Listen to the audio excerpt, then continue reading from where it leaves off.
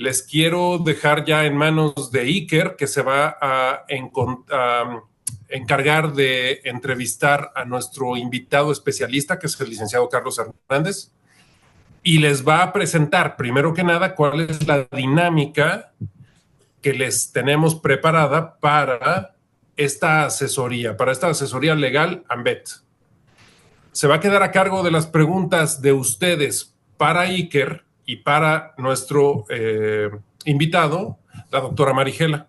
Así que yo les dejo el micrófono a ustedes. Iker, bienvenido. Licenciado Hernández, muchas gracias por estar aquí acompañándonos. Marigela, aquí estamos tras bambalinas para lo que se ofrezca. Hola Alex, ¿cómo estás? Muchas gracias por la presentación. Buenas noches a todos. La verdad es que estamos muy contentos con esta nueva iniciativa, con este nuevo beneficio para nuestros asociados. A raíz, como comentaba Alex, de los desafortunados sucesos del doctor que perdió la vida, nos juntamos para buscar cómo hacer que no solo quejarnos en redes sociales y postularnos y la marcha y demás, cómo podríamos hacer un apoyo mayor hacia nuestros asociados. Y de ahí surgió la idea de tener primera aproximación de asesoría legal para nuestros asociados.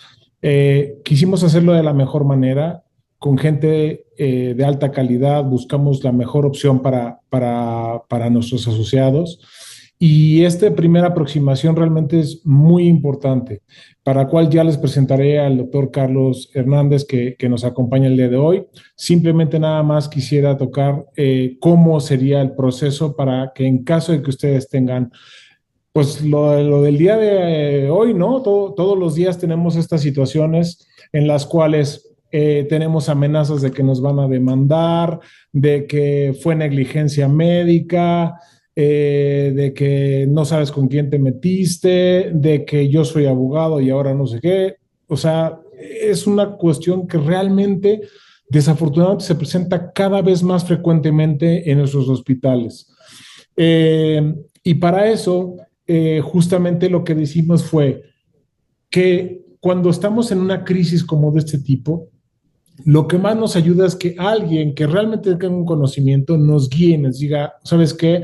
Ve al Ministerio Público, junta estos papeles, no te preocupes, mira, no puede proceder por este lado, o bien sí puede proceder por acá, ¿qué te falta? Ve preparando ¿cómo se llama? Tu expediente clínico o lo que sea.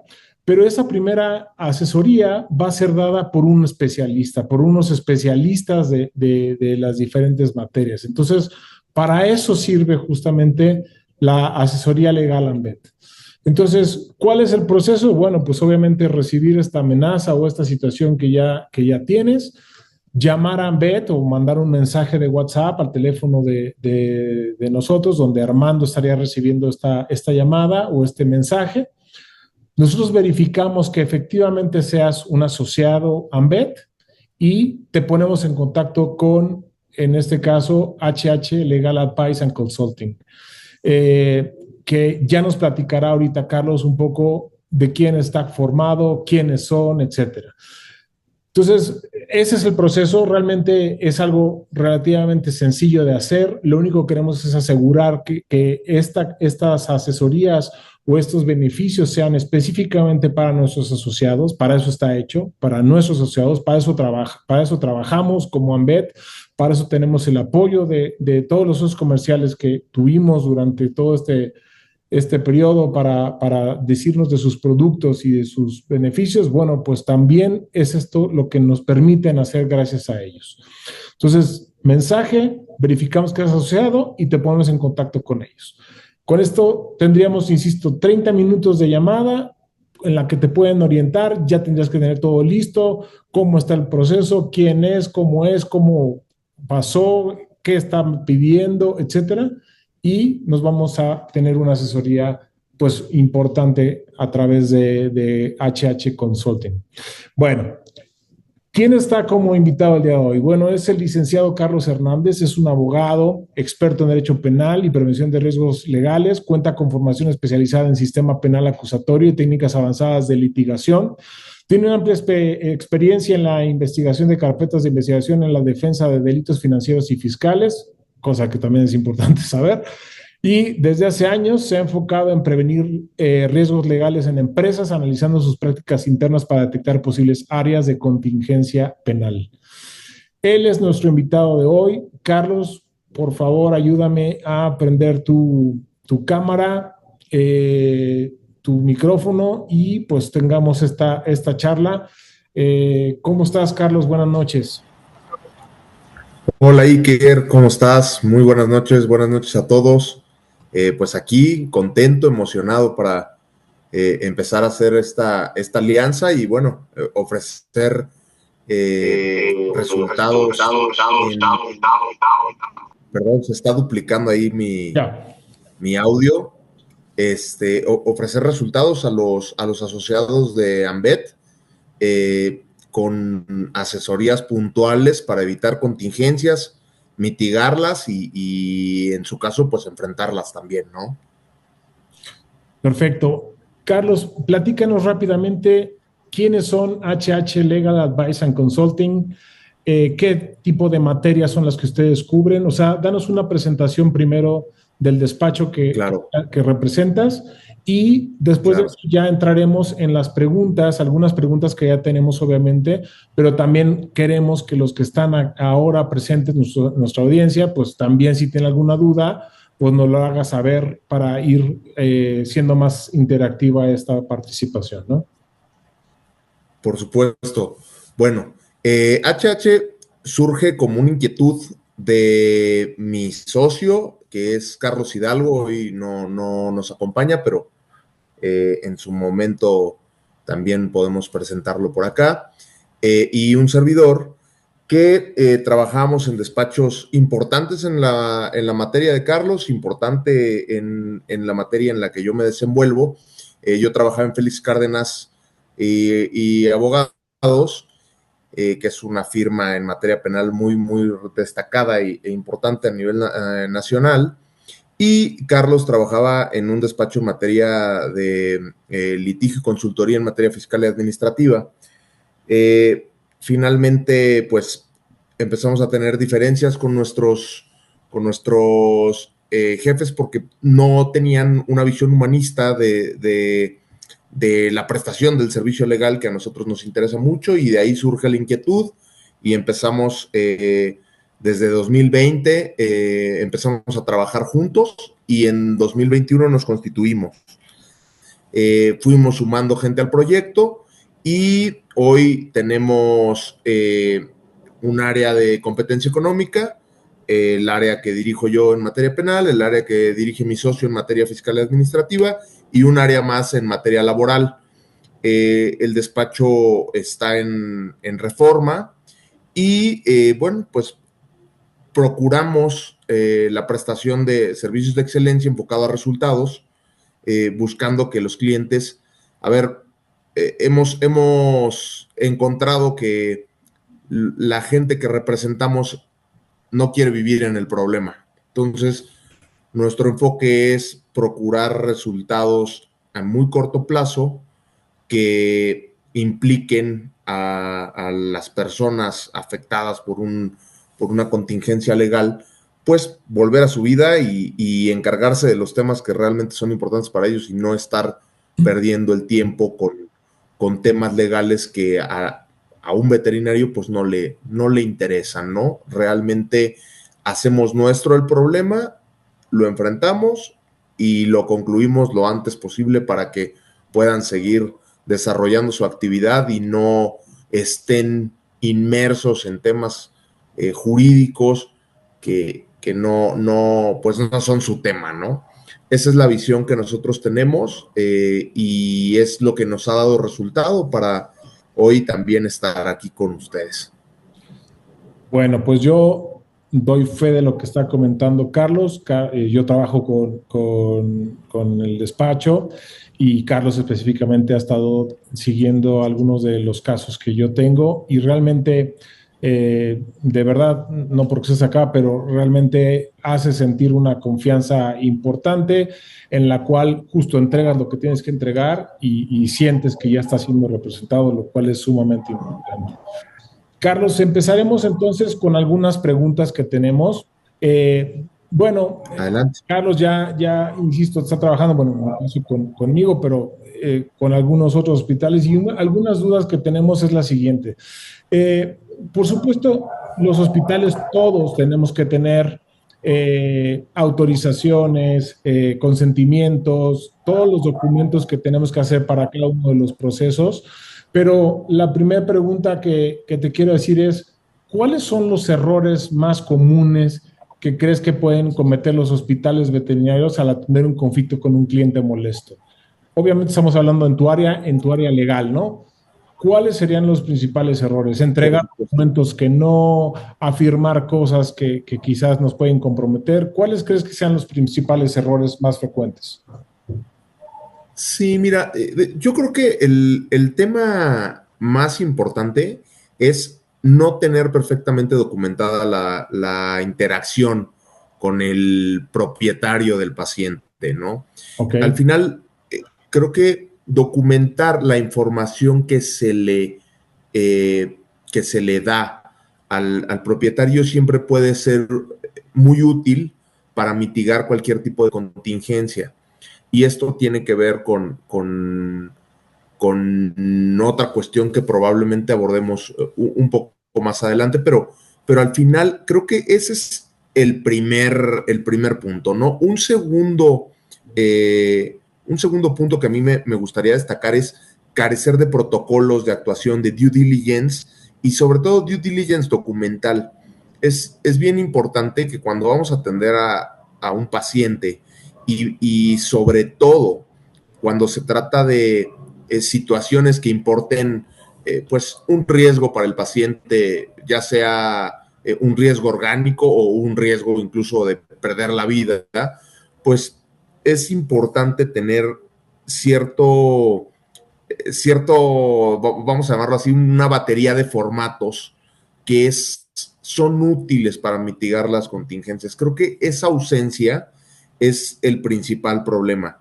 Y otro problema muy importante, pues creo que tiene que ver con la comunicación, ¿no? Que el canal de comunicación que se tiene que establecer desde el punto de vista médico, yo también he tenido algunos temas médicos en seres humanos y creo que el tema más importante es perder los canales de comunicación con los pacientes o con, en este caso, los propietarios de los pacientes, ¿no? Creo que ese sería un primer punto en cuanto a los errores que pueden llegar a cometerse. Muy bien, Carlos. A la hora de prestar un servicio médico. Muy bien, Carlos. Oye, por ejemplo, en este caso, en cuanto a dices que tener registrada la interacción, entiendo lo siguiente, legalmente, y lo aprendí a la mala con un cliente que justamente me decía, oye, pues no me atendiste correctamente porque no me diste el diagnóstico. Y yo, no, pues sí, bueno, no yo, sino mi equipo, sí se lo dijimos, pero nunca se lo entregamos por escrito. Entonces, él de ahí argumentaba, todas las indicaciones, los riesgos, autorizaciones, todo debe estar registrado por escrito, ¿correcto? O sea, lo que digamos, palabra, un poco se los lleva el viento, por decirlo de alguna manera, ¿no? Correcto, sí, mira, hay muchas formas de documentarlo, incluso, digo, hay ocasiones en que algunos establecimientos comerciales hacen grabaciones, ¿no? Cuando nos marcan por teléfono, oye, esta llamada puede ser videograbada para fines de calidad en el servicio, tal cual. Sí. Eso es útil, porque al final, pues es muy claro qué sí te dije, qué no te dije. Yo no te puedo prometer que el paciente de esto va a salir intacto, ¿no? Viene un paciente con X padecimiento y por supuesto, pues hay riesgos en la práctica médica. Claro. Creo que tener muy documentada la comunicación es muy útil. Y la Una mayoría cosa de los, es, y la mayoría de los hospitales tenemos cámaras, ahora muchos con audio. Lo único que sí creo que podría ser difícil es que luego tenemos un cierto tiempo para respaldar esto. Y si el claro, problema viene un mes después, muchas veces algunas de estos hospitales ya no tienen acceso a esa información. Y a veces no ves venir un problema grave con algún cliente. Pero en papel no se va nada, al final de cuentas, ¿no? Un poco exacto. las indicaciones, los riesgos y demás firman. Uno de los problemáticas que a veces hemos tenido es que dice la gente, pues es que yo firmé, pero no lo leí bien, estaba muy estresado. Eso no aplica, ¿verdad? Si está firmado, al final es un respaldo que tenemos, ¿no? Por supuesto, incluso digo, en estos términos que bien comentas, mi querido Iker, es muy útil incluso poner una leyendita, ¿no? Entendí perfectamente lo que se me explicó, nombre y firma, ¿no? Nombre, firma y fecha de puño y letra, para que no haya lugar a este tipo de justificaciones de, no, pues a ver, yo lo firmé, pero no entendí, o qué sé yo, no, a ver. Eh, Más allá de que la sola firma en un formato es útil para mitigar una contingencia legal, puedes incluso llevarlo un pasito más allá diciendo, por favor, pon la hora, la fecha y tu nombre y tu firma, ¿no? Y una leyendita que diga que entendió perfectamente lo que se le explicó y tal. Muy bien. Eso siempre va a ser muy útil. Una pregunta, Carlos. ¿Un consentimiento informado, bien estructurado, puede realmente protegernos de un caso de demanda penal o civil? Es decir, a veces nuestros propietarios, nosotros ponemos en nuestras consentimientos, pues que es un ser vivo, que tiene riesgos durante la necesidad, que puede morir, y algunos propietarios dicen, no, eso no puedes ponerlo porque básicamente te estás lavando las manos. ¿Podemos o no podemos? Y dos, si nos respalda en este caso para una situación como una demanda legal, o sea, aclarando que en ese informe o ese consentimiento se le estaba explicando los riesgos al tutor o al responsable de la mascota. Uno, sí se pueden poner y dos, sí nos protegen esos consentimientos de una demanda o aún así nos pueden demandar. Totalmente es útil, aún así te pueden demandar, pero ya tienes la respuesta, tienes la defensa. Entonces, sí, la verdad es que un propietario de un paciente, pues por supuesto que puede accionar jurídicamente y poner en marcha el aparato estatal para demandar a un prestador de un servicio. Eso, pues, es innegable, pero es mejor estar preparado. ¿Y cómo estás preparado? Pues un consentimiento informado, bien estructurado, bien documentado también, porque, ojo, pues sirve mucho también la evidencia que uno tenga, pues eso va a mitigar las contingencias. Y bueno, desde el punto de vista jurídico, podrás estar tranquilo.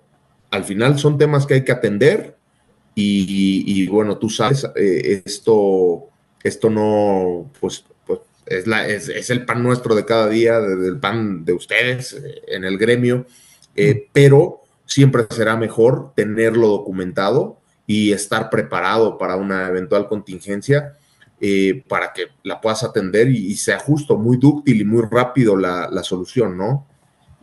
Carlos, me está haciendo una pregunta el doctor Daniel García, en la cual Sí. dice que si estos videos que grabamos durante la consulta, eso realmente se pueden utilizar como prueba porque dice algo acerca de los temas de protección de datos personales y privacidad.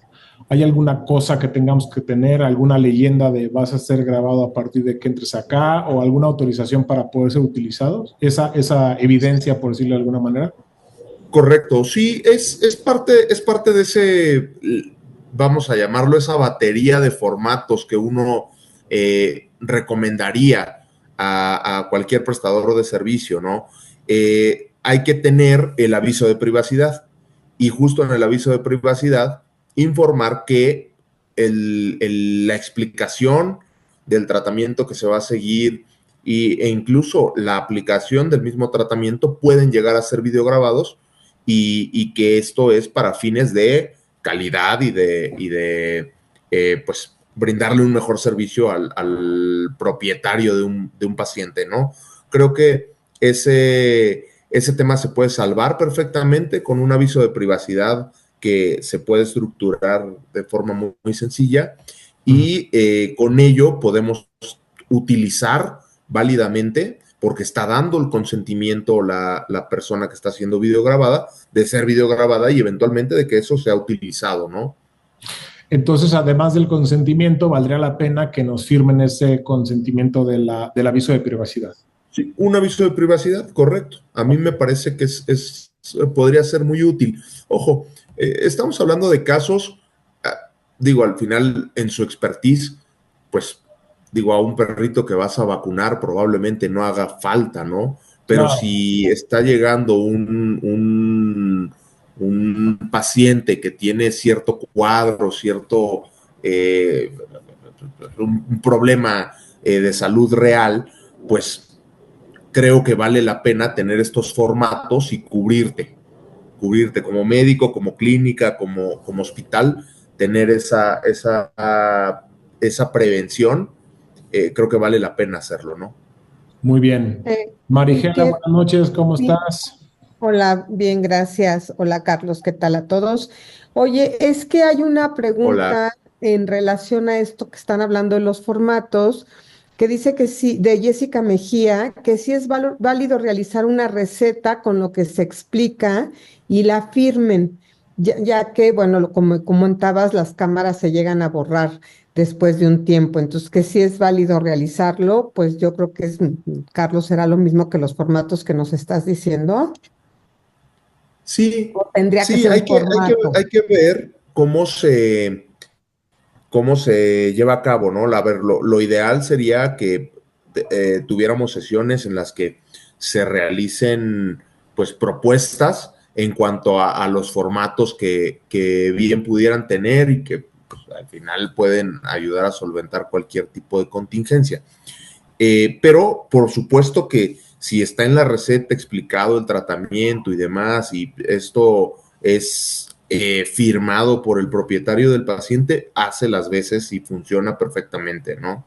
Yo quiero pensar que en casos, volvemos a lo mismo, en casos donde se presenta un cuadro pues complicado de un paciente, lo pueden identificar de inmediato dada su expertise y entonces pues ver, en este caso tengo que tomar providencias porque puede llegar a tener un desenlace pues complicado para el paciente o pues simplemente, a ver, es protocolario, es una revisión muy simple de pues, las condiciones generales de un animalito y bueno, pues en ese caso probablemente puedas exentar toda esta prevención, ¿no?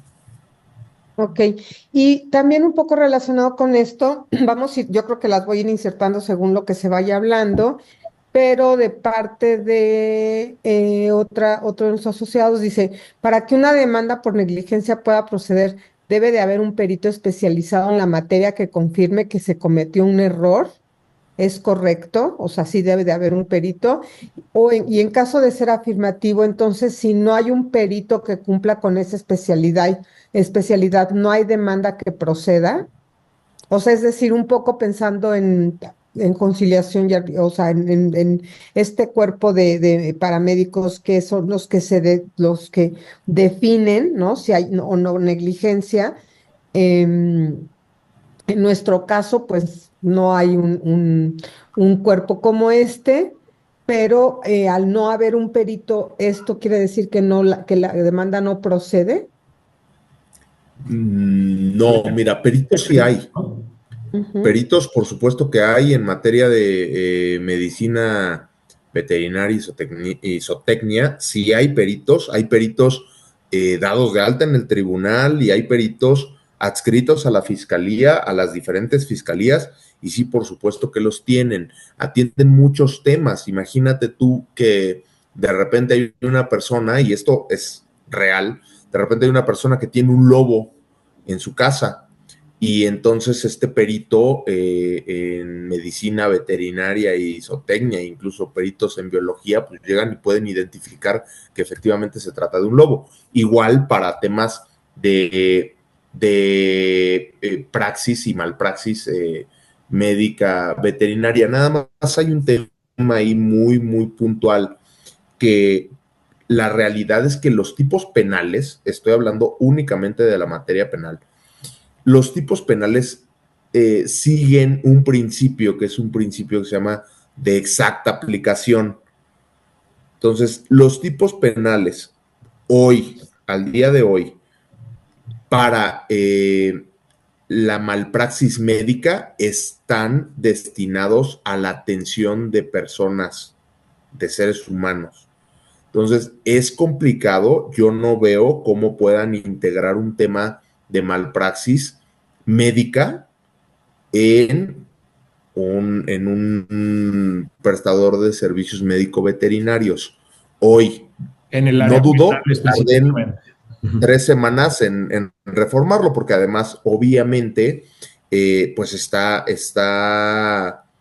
esta realidad en la que, bueno, hoy día nuestras mascotas pues, son parte de nuestra familia y todos demandamos una atención adecuada de estos seres que queremos, ¿no? Entonces, yo creo que hoy, como está la legislación, es muy difícil integrar un tema de malpraxis médico-veterinaria, pero hay otros temas que sí pudieran llegar a ser trascendentes y son los que hay que mitigar a través de todos estos documentos que estamos platicando, ¿no? Estas evidencias que estamos platicando. ¿Alguna más, Marigela, o continuamos? Creo que una última que podríamos meter en este bloque, Iker, es, permíteme porque se me acaba de perder.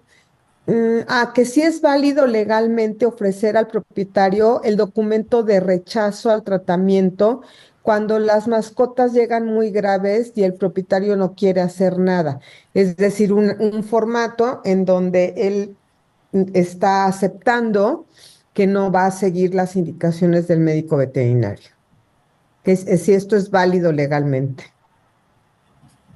Sí, sí, me parece que sí. A ver, quiero entender un poco el escenario que Te me pongo el planteas, Marcela. contexto, Carlos. Puedes llegar una ¿Perdón? persona, te pongo en contexto, llega una persona Sí. con una emergencia o no emergencia, un perro con una enfermedad, le decimos que necesita hacer cierta cantidad de estudios, rayos X, laboratorio, etcétera, para poder llegar a un diagnóstico y él dice, ¿sabes qué? Yo no quiero hacerlo. El que nos firme un rechazo de tratamiento nos libera de tomar de cualquier problema con el propietario. Porque digo, te voy a poner qué nos ha pasado, que llega el propietario, el señor, nos dice eso y a los 2 días llega la esposa, oigan, ¿por qué no hicieron nada? Y no sé qué, y no cuidan a mi perro, etcétera. Entonces, legalmente con eso estaríamos protegidos. Si se rechaza, la persona que se presenta como propietario, como responsable de la mascota, rechaza hacer las indicaciones del hospital, con eso estamos libres de ese problema. Sí, me parece que sí. Voy a ser muy frío y a lo mejor, pues, no es el foro, pero bueno, al final hay que hacerlo así. Nuestras mascotas son bienes, pues, la ley, como los ve, es como objetos. Y al ser propiedad mía, están a mi disposición. Yo puedo decidir hacer o no un tratamiento. Esto es muy diferente con, por ejemplo, temas con seres humanos, ¿no? Yo no puedo negarle la asistencia médica a una persona, y menos si esa omisión importa un riesgo para su vida o para sus funciones orgánicas. Es diferente con los animales porque al final del día el tratamiento que la ley les da es de objetos, son propiedades. Entonces, a pesar de que yo a mi perro se llama Luca y lo amo y lo adoro, pues claro que yo haría lo que esté en mis manos para salvarle la vida, pero también pudiera decidir que no hago, que no sigo las instrucciones o, por ejemplo, que no lo someto a los estudios que me prescriban en un eventual caso de que tenga una enfermedad y tal, ¿no? Y eso, esa renuncia al tratamiento que está prescribiendo el médico, creo que es útil para los efectos que estamos platicando hoy, que es prevención de contingencias legales, ¿no? Carlos, en el escenario que vivimos día a día, entramos a una cirugía, lamentablemente fallece el paciente, no importa ahorita por qué exactamente, pero la persona pues está triste, enojada, frustrada, etcétera, y nos dice que nos va a demandar por negligencia, por haber matado a su animal y que pronto tendrá noticias de nosotros. Eso es lo que nos enfrentamos día a día, o sea, de verdad, sumamente frecuente. Cuando alguien nos dice, los voy a demandar porque mataron a mi perro y demás, ¿qué es lo primero que tenemos que hacer como hospital?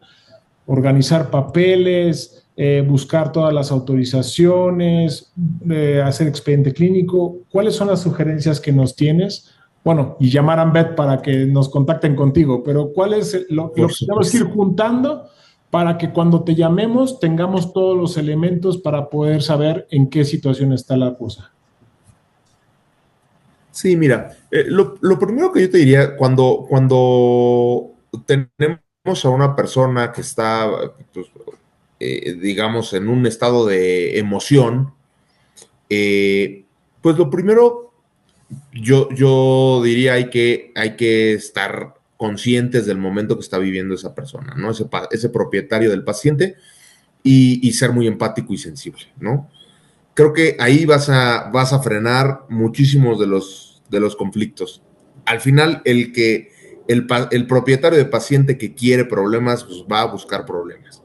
Pero un primer acercamiento desde un lugar muy empático y muy sensible, creo que puede ser muy útil, y esa parte yo creo que todos la tienen perfectamente clara y desarrollada. Ahora, todo esto es previo, porque obviamente la persona que ya está enojada y tal, ya no te va a querer firmar absolutamente nada. Entonces, por eso, antes tenemos estos formatos, el aviso de privacidad, el consentimiento informado, toda la explicación del tratamiento, de los riesgos. Muy importante siempre poner los riesgos que puede enfrentar el paciente y demás. Aunque sea muy crudo, decir puede llegar a morir durante cualquier procedimiento, o sea, tiene que ser sumamente claro. Yo sugiero que sí. Obviamente, a ver, aquí hay que entender otra cosa, ¿no? Pues desde el punto de vista comercial, pues puede llegar a ser complicado. Pues finalmente están ustedes proporcionando servicios médicos, y si de saque le dicen al propietario del paciente, oye, pero se puede morir, pues probablemente esto desde el punto de vista comercial tenga sus consecuencias. Habrá que ver cómo se cubre esa parte, pero es una realidad. Y entonces uno no puede tampoco tapar el sol con un dedo. Entonces creo que es importante, y por eso también tener la sensibilidad que ustedes tienen muy desarrollada en el sentido de qué riesgos realmente estoy corriendo acá. Y pues teniendo ya esa documentación, siempre integrar un expediente clínico, pero sobre todo desde el punto de vista administrativo de este ABC de aviso de privacidad, de consentimiento informado y tal, puede ser muy útil. De hecho, yo creo que eso debería de ser como parte del due diligence de toda clínica médica y médico-veterinaria, ¿no? Carlos, nada más para todos los que no estamos en esto, due diligence, exactamente qué es el deber ser, Ah, lo que debemos de sí, tener. exacto, la debida diligencia, digamos, a ver, llegó el paciente, tiene X sintomatología, a lo mejor hasta viene en un momento de urgencia, entonces lo voy a recibir, pero, a ver, antes de recibirlo o recibiéndolo, pero fírmeme este documento, ¿no? Sí. Es Yo creo como que súper. la mayoría de los hospitales que estamos aquí funcionan de esa manera, pero bueno, es importante aclararlo.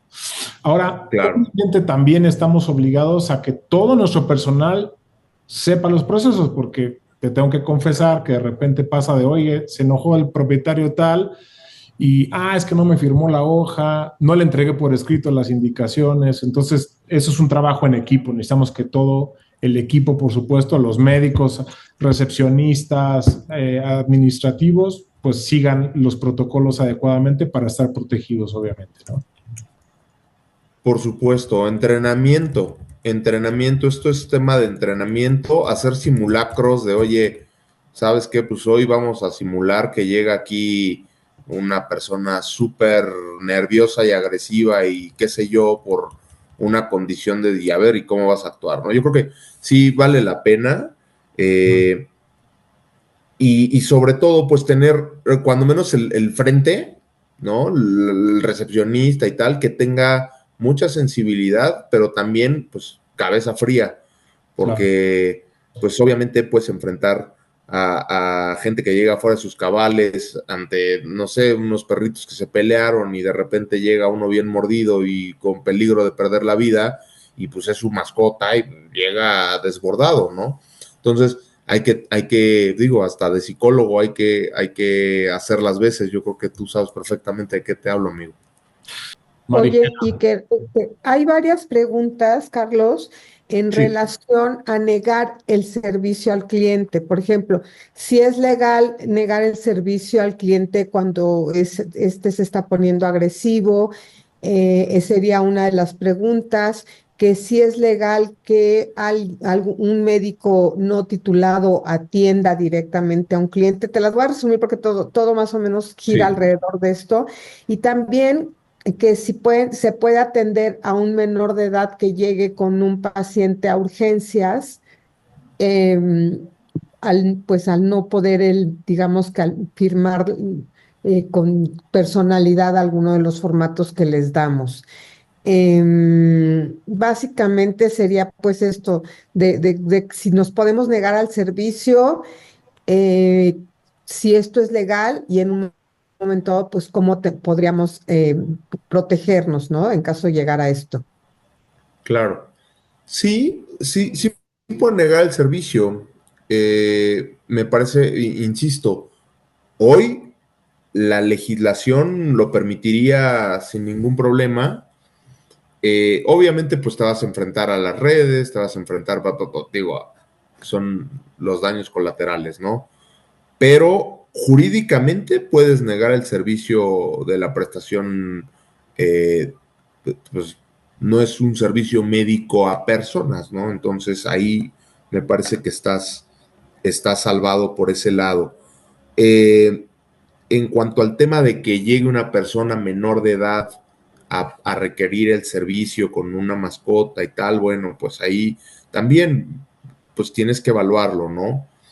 Y en todo caso, ante situaciones que importen el riesgo en la vida de el paciente, creo que siempre vale la pena ir con esas reservas y a ver si lo atiendo, pero me firmas, si lo atiendo, pero porque al final, ojo, siempre puedes negarte a proporcionar el servicio, sobre todo si están en un estado de emoción ahí violentos, están o no te pueden pagar el servicio, pues también eso sería la causa por la cual al menor, si no te puede pagar el servicio, pues también no estás obligado, ¿no? Creo que perfectamente es válido que se niegue el servicio hoy.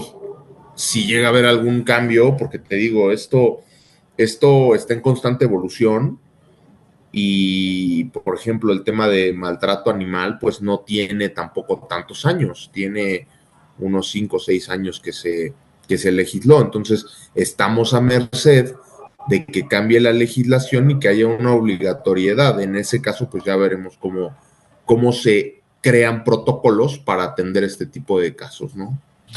Y qué bueno En que caso de tocas tú el negar el tema. servicio, en caso de tú negar el servicio a un cliente, que pusieron aquí una pregunta, un cliente con el que ya hayas tenido un conflicto, regresa y quiere ser atendido. En caso de tú negarle el servicio, ¿de qué manera te proteges? O sea, te podría demandar por no darle servicio. Bueno, te podría demandar independientemente de que proceda o no, sí podría quejarse o demandarte o hacer un escándalo porque le estás negando el servicio. Sí. ¿Hay algo con lo que nos podamos proteger en ese caso? Si lo tienes, a ver, el problema previo, estamos hablando, ¿el problema previo está documentado o no está documentado? Si el problema previo está documentado, pues yo creo que esa es la causa, es causa suficiente. Todo, Marigela, va a tener que ver con el caso concreto. Todos los casos son diferentes. Si tienes un conflicto, pero en esta ocasión está llegando a pedirte el servicio con buena disposición y tal, de firmar los documentos que le pongas vaya, que en los que requiera su firma y tal, me parece que puedes prestar el servicio. Al final volvemos a lo mismo, también lo puedes negar, que va a tener consecuencias, pues sí va a tener consecuencias, que te puede demandar, aunque no proceda, sí te puede demandar. Te puede demandar por daños y perjuicios porque no atendiste a su mascota en el momento en el que necesitaba, pues sí. ¿Procede? Pues no procede. O sea, al final volvemos a lo mismo. Si tú tienes documentado que hubo un conflicto previo, que se puso violento, esto, el otro, pues no quisiste tener más problemas con esa persona y puedes negar el servicio. Hoy esa es la realidad. Entonces, yo creo que cada caso, será muy interesante ver cada caso. En este en particular que me planteas, ¿puedes negarle el servicio? Sí puedes. Ok. Pues si quieres, sí que seguimos y vamos viendo, Sí, porque sí hay muchas preguntas, pero sí creo que hay unas preguntas que son muy específicas y tal vez las dejaríamos para que posteriormente las contestemos a través del chat, ¿no? muy bien. Carlos, una de las nuevas formas como de agresión son que te están grabando durante una consulta o alguien ahí está pues presionándote con su teléfono celular. ¿Hay una Sí. forma legal de nosotros, o sea, tenemos que cuidar las formas porque si eso lo publican y sales diciéndole una grosería, pero legalmente hay forma de decir, oye, no te estoy dando autorización para grabar, o sabes que mientras estés grabando no podemos continuar? ¿Hay alguna forma que nos recomiendes a responder de una manera que nos pueda hacer funcional o algo así? Mira, es complicado porque estás prestando un servicio al público en teoría, ¿no? No en teoría, o sea, estás prestando un servicio al público. Esto justo le da cierta publicidad al servicio que estás prestando. Yo creo que llevarlo desde un punto de vista pues muy humano y decirle, a ver, sí, grábame por favor, te voy a explicar para que quede muy claro qué es lo que está ocurriendo, ¿no? Con tu mascota y tal.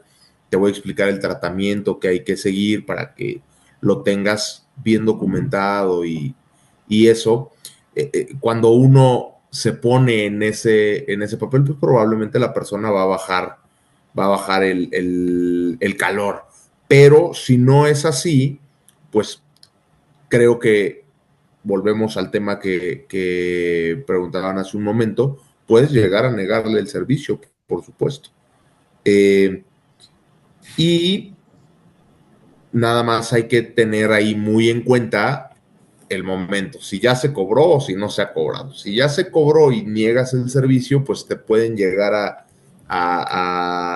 puede llegar a tener otras trascendencias desde el punto de vista jurídico, ¿no? Y que hablen ahí de un fraude o de alguna cuestión así. Pero si no se ha cobrado y la persona está violenta y está grabando y tal, pues sí le pueden decir con mucha sensibilidad, como bien apuntas, pues que no se permite grabar y que con mucho gusto le pueden explicar el tratamiento en la medida en la que pues, deje de de realizar conductas que no son admisibles en el establecimiento, ¿no? Esto es así.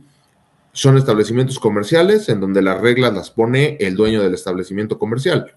Si bien el cliente siempre tiene la razón, pues también es una realidad que hay que ajustarse a las reglas del establecimiento, ¿no?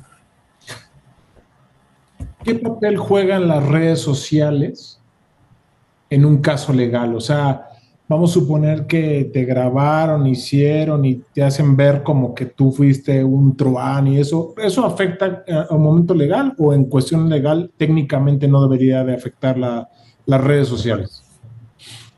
No afecta. Mira, bueno, a ver, otra vez, voy a hablar desde mi área de expertise. En materia penal, no tiene relevancia. Por ejemplo, esto que ocurre a veces, ¿no? De que se meten a redes y empiezan a publicar cosas en contra de X establecimiento, qué sé yo.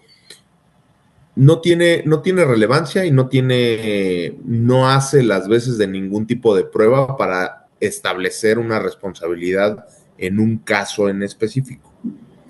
¿A qué voy? No porque en las redes sociales les digan que Carlos es malísimo y tal, implica que yo que yo efectivamente no postule las causas como debo de postularlas, ¿me explico? Sí. Las redes sociales son eso, no hacen prueba.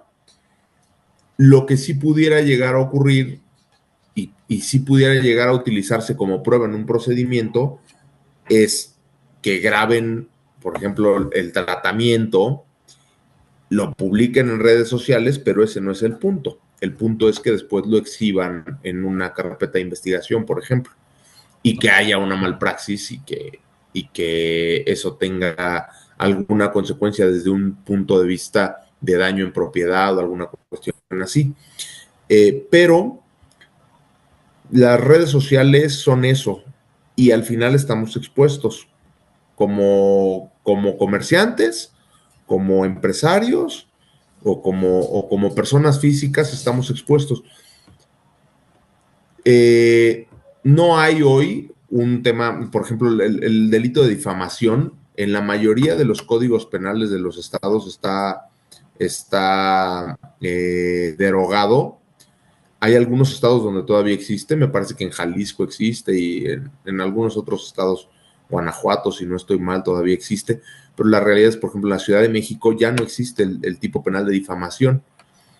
Por el contrario, sí existe el tipo penal y ojo ahí de discriminación. Ahí hay que tener mucho cuidado cuando, regresando al tema de negarnos a prestar el servicio, que no nos vayan a querer acusar de discriminación, ¿no? Pero, O sí. sea que tampoco podemos considerar esa posibilidad de si nos están, ahora sí que difamando en redes sociales, pensar en demandar porque no va a proceder. Pero ojalá y nos digan alguna ofensa como eres un tal, para que nosotros podamos demandarlo por discriminación también. Bueno, por ejemplo, pero mira, demandar, por eso yo te decía, por eso aclaraba cuando daba mi respuesta, desde el punto de vista penal no se actualiza ninguna hipótesis delictiva. Desde el punto de vista civil, si te están provocando daños y perjuicios, que ojo, ahí lo delicado va a ser poder computarlo, ¿no? ¿Qué consecuencia tuvo este tweet? O bueno, ahora esta publicación en X, en la que están diciendo que en mi clínica veterinaria se presta mal el servicio, se es negligente y tal. ¿Qué consecuencias económicamente tiene? ¿Cómo las computas? ¿Cuánta gente dejó de ir a tu establecimiento a recibir los servicios que tú ofreces por culpa de esa publicación? Ahí va a estar lo complicado en computar la consecuencia, pero sí, por daños y perjuicios sí puedes demandar, pero esta demanda tendría necesariamente que ser de carácter civil. Desde el punto de vista penal, hoy no hay un tipo penal que se adecue a esa conducta, ¿no? O más bien que la conducta se adecue a ese tipo penal. Carlos, y un poco ahorita que lo comentabas, en general es bastante parejo la ley a nivel nacional o va cambiando dependiendo del estado y demás. O sea, tú nos vas a poder ayudar en todos los estados, ¿correcto?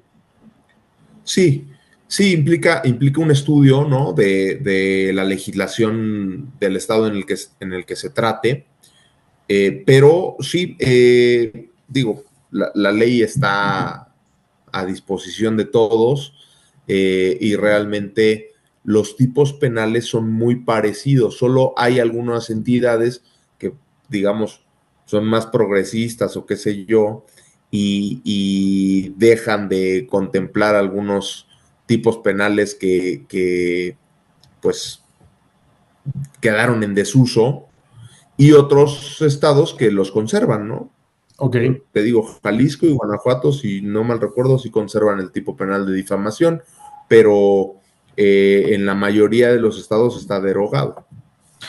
Carlos, una respuesta lo más sencilla para los mortales que no tenemos derecho. ¿Qué diferencia tenemos en que nos demanden desde el punto de vista civil o penal? O sea, Ajá. ¿qué diferencia tiene básicamente hacia nosotros? Digo, igual tenemos que atender las dos posibles demandas, pero ¿qué diferencia tiene una y otra? Mira, las denuncias de carácter penal tienen como consecuencia buscar la privación de las libertades de una persona. Por ejemplo, en el caso de un médico de personas que lleva a cabo una malpraxis y es denunciado desde el punto de vista penal, la consecuencia puede llegar a ser que le retiren la cédula y que ya no pueda laborar en ese sentido, incluso puede perder la libertad si el caso lo amerita. Tiene como consecuencia pues que la gente pueda incluso, insisto, llegar a quedar privada de la libertad para ejercer o la libertad para ser un transeúnte, pueden llegar a encarcelarlo. Desde el punto de vista civil, no. Desde el punto de vista civil, tiene estrictamente un contenido patrimonial, un contenido monetario. Entonces, esa es la diferencia principal. Cuando se trata del derecho penal, existe obviamente una víctima o un denunciante, pero realmente quien está intercediendo por la relevancia del caso es el Estado. A lo que me refiero es, tu contrario ya no es una persona física común y corriente, es el Estado mismo que por una consecuencia muy importante en la esfera jurídica de otra persona, que en este caso sería la víctima, pues el Estado lo quiere sancionar. Ok. Y en el derecho civil es diferente. En el derecho civil están las personas entre pares y una tiene una pretensión y el otro la resiste, ¿no? Pero están en igualdad de circunstancias. En el derecho penal no. En el derecho penal hay una persona, digamos, siendo observada, investigada por el Estado.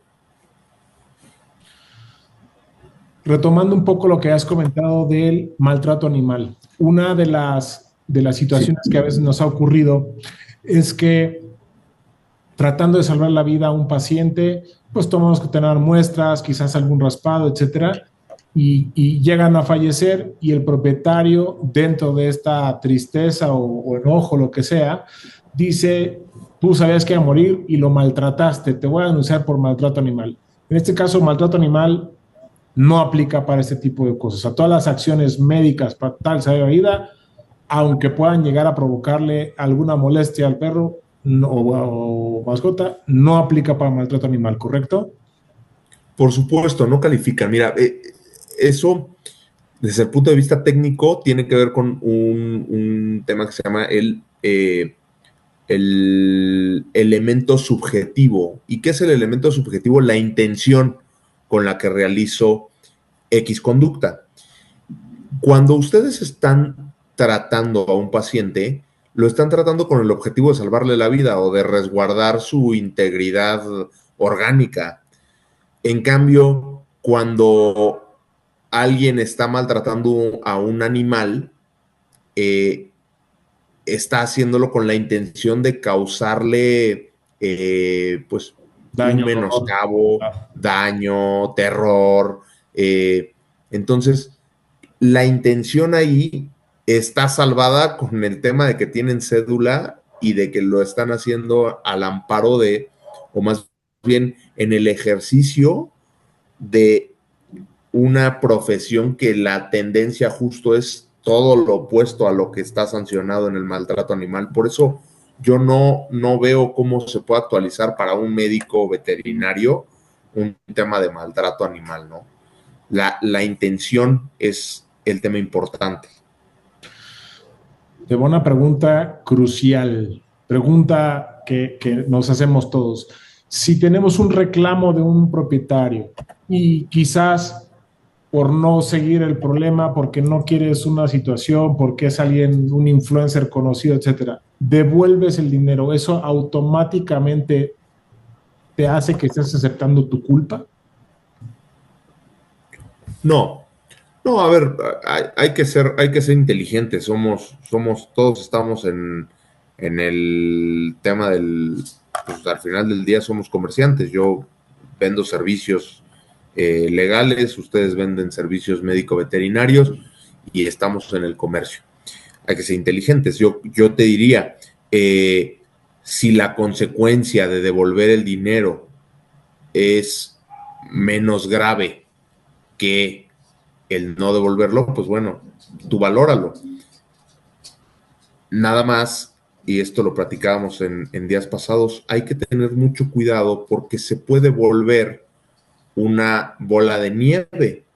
Puedes crear un monstruo y que al rato, no, pues lo que me devolviste no es suficiente porque además mi perrito se murió y entonces yo estoy muy triste y necesito ir al psicólogo y entonces ahora págame mi terapia psicológica y vas a decir, híjole, bueno, pues a ver, ya le di X y ahora me está pidiendo Y, pero pues, y se puede volver un tema de nunca acabar.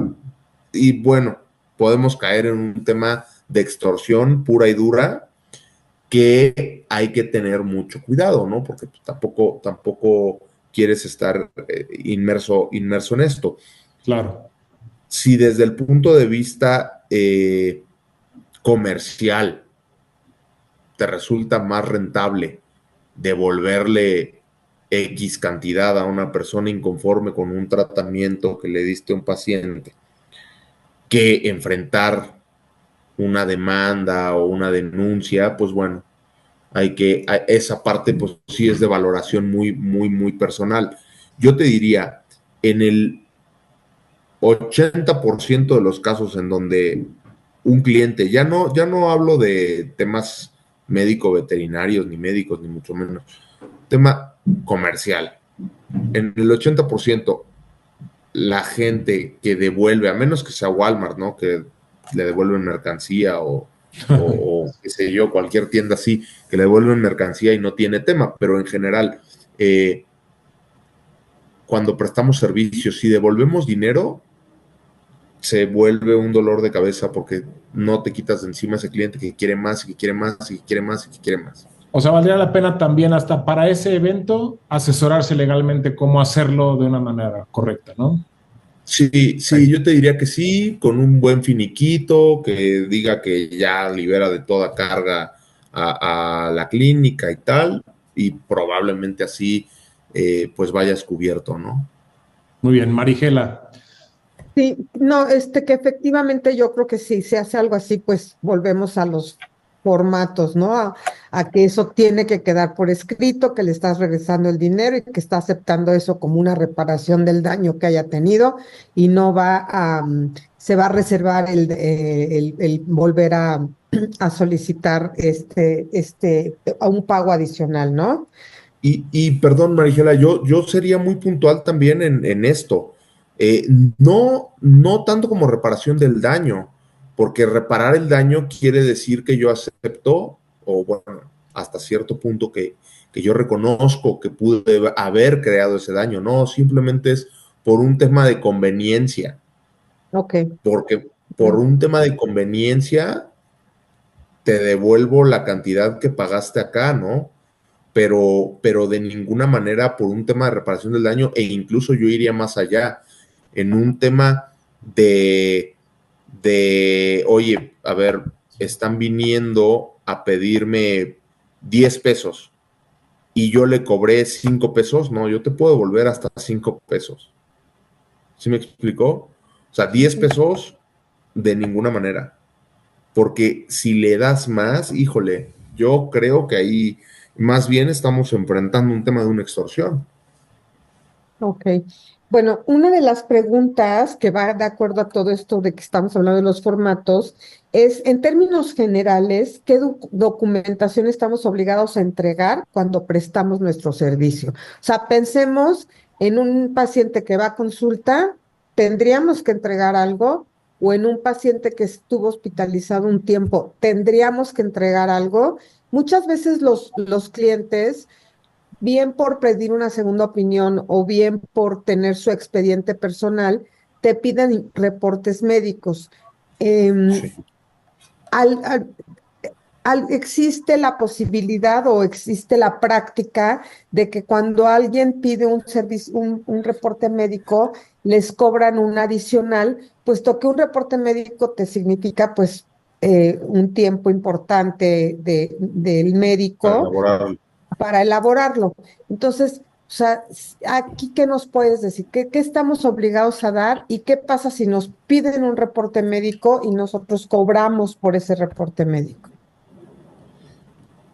Yo creo que todo eso está sujeto a ver si tenemos previo a la prestación del servicio, previo a que tengamos esa obligación de informar al, al propietario del paciente. Si tenemos toda esta documentación, pues en esa documentación podemos elegir, llámese un contrato que firmamos previo a la prestación del servicio, en el que yo puedo elegir decirte, te voy a entregar el reporte médico cuando me lo pidas y te lo voy a entregar en un plazo no mayor a 48 horas, pero va a tener un costo de tanto. O sea, todo eso se puede pactar de forma previa, yo creo que se puede, o también puedes establecer que no se pueden entregar reportes médicos porque son para uso exclusivo del personal de la clínica, también lo puedes establecer y pues ahí volvemos a lo mismo, hay que medir las consecuencias desde el punto de vista comercial. Si yo llego a una clínica veterinaria y me dicen no te voy a dar información del desarrollo de tu paciente, pues a lo mejor no lo dejo ahí, ¿no?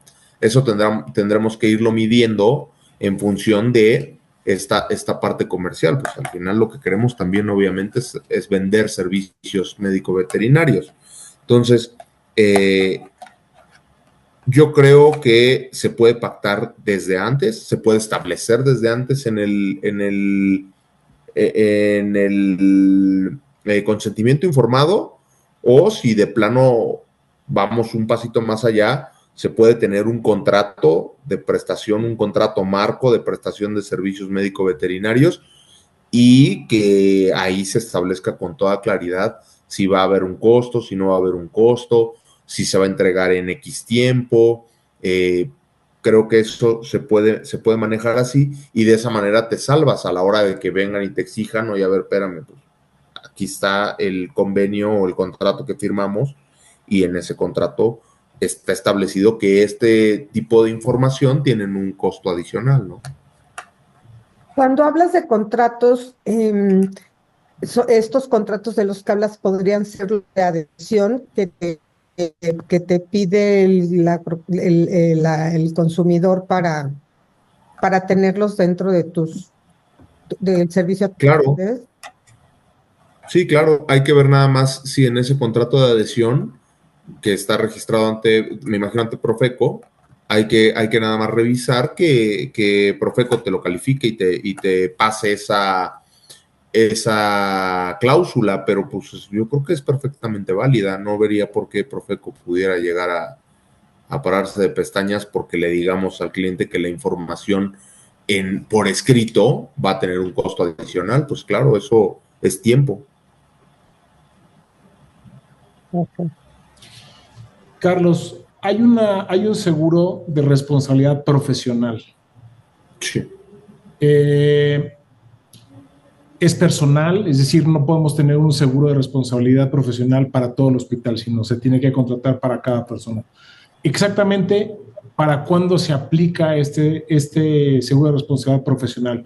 ¿Cuándo es una demanda civil? ¿Cuándo es una demanda mercantil? ¿Cuándo es una demanda penal? ¿En qué caso nos sirve y qué cubre más o menos eso? Digo, no, es importante aclarar que ustedes en este caso no están para ese seguro, pero existe a nivel veterinario este seguro de responsabilidad profesional y quisiera saber legalmente hasta dónde sí nos cubre y qué no cubre. Yo pienso que existen, pero, ¿sabes, Iker? Esto me gustaría que tuviéramos una sesión ulterior porque sí me gustaría explorarlo. La verdad es que no conozco las pólizas y me gustaría, tengo por ahí algunos amigos que trabajan en seguros, me gustaría documentarme para darte una respuesta real y cierta, porque hoy la verdad es que sí estoy en blanco con eso, no deben de existir, hay pólizas para lo que no te imagines, Claro. pero tendría yo que revisar las condiciones de esas pólizas para poder darte una respuesta real. Bien, mira, o sea, tenemos forma de hacerlo. Hay uno en particular muy conocido porque una asociación que es amiga de nosotros lo tiene automáticamente al inscribirse. Lo que me ofrezco ante el público, porque es una pregunta que nos han hecho, es hacértela llegar y Por después, favor. si quieres, nos puedes decir más o menos qué sí, qué cubre y qué no. ¿Te parece? Me parece perfecto, sí, Ahora, por favor. Carlos, repitiendo para para todo el público, en caso de que tengan un incidente, una amenaza, etcétera, que crean que necesitan una asesoría tuya, nos contactarán, vemos que es un asociado y se pone en contacto contigo y tienen una llamada de 30 minutos. Posteriormente de eso, si dicen, ¿sabes qué? Me gustó cómo me atendieron en HH Consulting y quiero que sigan ustedes atendiéndolo, ya ustedes ofrecen sus servicios, cuáles serían los costos, etcétera. Pero si hay alguien que ya ahorita tenga un proceso legal y quiere acercarse contigo, también puede llegar a solicitarlo. Lo que te ofrezco con mucho gusto es que ahorita vamos a compartir el brochure que tú me hiciste favor de llegar para que vengan los teléfonos y demás, pero, insisto, para que sea dentro de Ambet, tiene que ir a través de nosotros para justamente verificarlo, pero pues cualquier asesoría legal que ustedes tengan de lo laboral, penal, lo que sea, pueden hacer pues un contacto directo con ustedes, ¿no? Claro que sí, con muchísimo gusto, estamos para servirles y y bueno, pues sobre todo en miras a crear toda esta documentación, lo que puedo también ofrecer a Ambet es empezar a hacer como unos bullets de documentación que se puede llegar a necesitar para que ustedes la distribuyan y ya vemos si de la mano vamos creando esos formatos y eso, ¿no? Perfecto, sería fantástico. Bueno, pues muchísimas gracias, Carlos, por todo tu tiempo. ya es un poco tarde. Gracias, Marigela, gracias, Alex, gracias a todos los que se conectaron y nos mandaron sus preguntas. Algunas quedaron ahí entremezcladas porque eran muy puntuales. Muchas también las condensamos para justamente poder tratar de responder a la gran mayoría de las dudas. Pero bueno, la verdad estamos muy contentos con esta nueva asesoría legal de Ambet a través de ti, Carlos, y de tu despacho. Y pues, bienvenido, Ambet. Espero que no tengas mucho trabajo con nosotros, pero contar con tu respaldo definitivamente nos hace sentirnos muy tranquilos y agradecidos. Muchas gracias, Iker. Alex, ¿estás por ahí? Pensé que sí, apareció ahí. Ajá. Sí, Iker, aquí estoy. Nada, muchas gracias. Yo tomé muchas notas y veo muchas preguntas que quedan vigentes, pero que son muy puntuales, como bien dijiste, así que habrá que irlas resolviendo de una por una. Justo de eso se trata esta herramienta. Claro. Muy bien, Carlos. Gracias, Carlos. Muchas gracias Pues a mandamos todos. el brochure Alex, gracias, Iker, gracias a todos. Mandamos el brochure con tus datos y pues estamos a la orden cualquier cosa, Carlos, y bueno, buenas noches a todos. Muchísimas gracias. Igualmente, buenas noches. Muchísimas gracias por el espacio.